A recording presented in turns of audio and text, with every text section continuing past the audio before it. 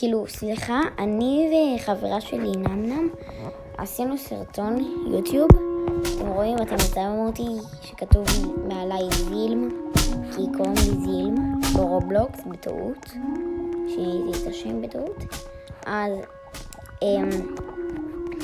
אם תכנסו לערוץ שלי ותדפדפו סרטון אחד לפני הסרטון הזה, אז אתם תראו את הסרטון שעשינו.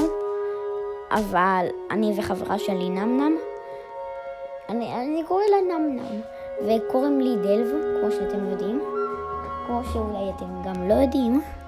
אז אנחנו שכחנו לשים על מיקרופון כדי שישמעו אותנו, ועכשיו לא שמעו אותנו בכל הסרטון. כל הסרטונים שכחתי לשים מיקרופון. זה היה הסרטון הראשון שלה שהיא עשתה.